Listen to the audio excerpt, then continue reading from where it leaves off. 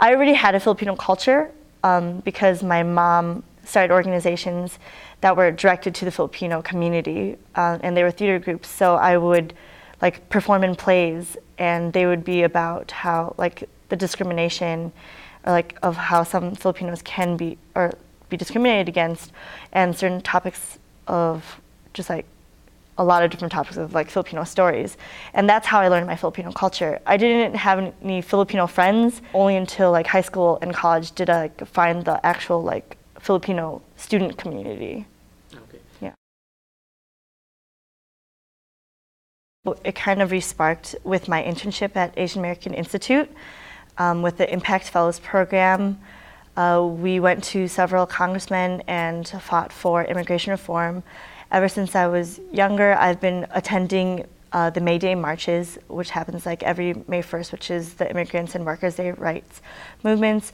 And now that this is like such a big topic right now that I think it's like important for especially the Filipino youth to take a part of, I think it's important for the youth to get involved because we think that since maybe all of our families here that we no longer need to think about, okay, well, we're okay here, but there's so many other families that are still waiting for their family members to come here. For instance, like with in extreme cases, like with Filipinos, it can wait up to like 25 years for a sibling to come here. And that's because there's so many people from the Philippines who need visas, but because there's so many, there's a long backlog and a waiting list.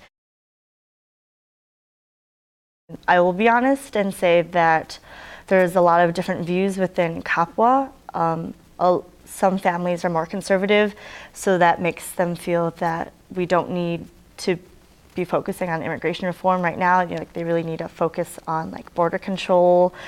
And then there are other Filipino Americans that are just like me who want to fight for like reform and who care about these topics.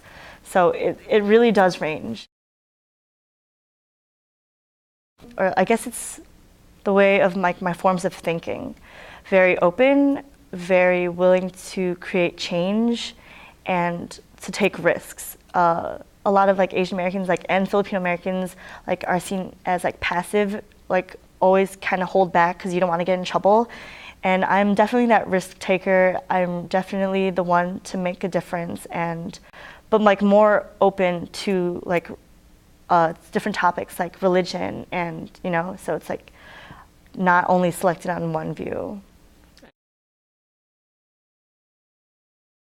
So I love to do crazy things, and I know that my mom wouldn't support them. So I remember like just last year, I decided to go skydiving, and I didn't tell my mom until I was about to board the plane because she would have told me no.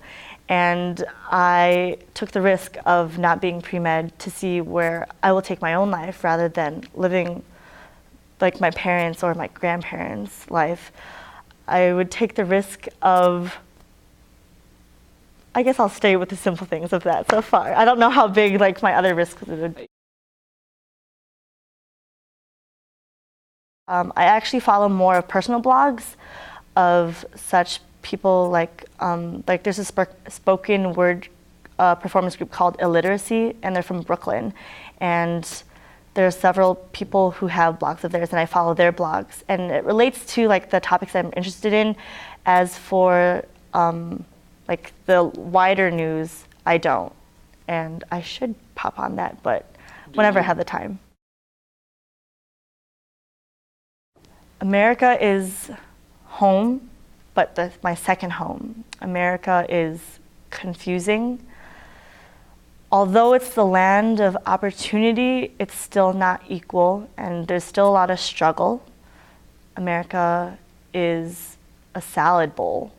There's a lot of, like, I think America, what I love about America most is you can go anywhere, like in Chicago especially, and go to Devon for Indian food, or you could go to Chinatown. And I don't think any other country or place would allow that diversity in one location. So I guess diverse.